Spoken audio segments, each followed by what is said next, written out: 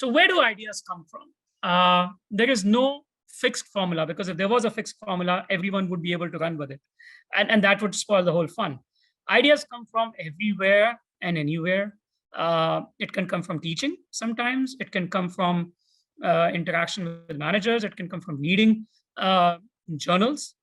But I can tell you where ideas don't come from. Typically, ideas don't come from spotting a gap in the literature.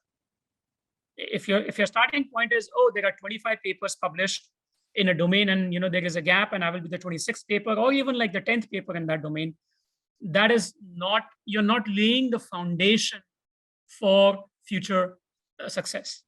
And a very simple way of looking at it is, and this is a question I ask the PhD students all the time: who was the first person on moon?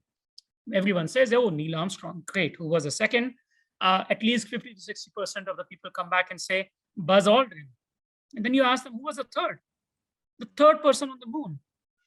I don't think there have been more than 500 people on the moon. Nobody knows who's the third person.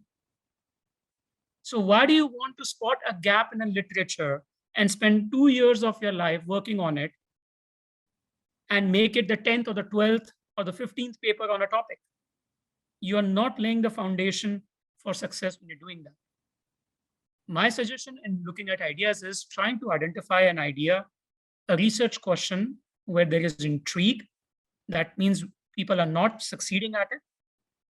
That means a lot of money has been put into it, and companies are failing more often than not, but there is very little research on it. If you can think of this as a 2x2, it's an intriguing, important question, and there is little research on it, then that is the sweet spot. Now, is that easy to find? No, it's not easy to find. And I don't want to reduce it to a formula. There is some trial and error to it. But what is important is at least you're forcing yourself to identify novel opportunities. And that is extremely important in our career, because we are not in the process of just analyzing data or knowing the latest algorithm. We are in the business of creating insights, implications. And that's very, very important when asking yourselves, where do ideas come from?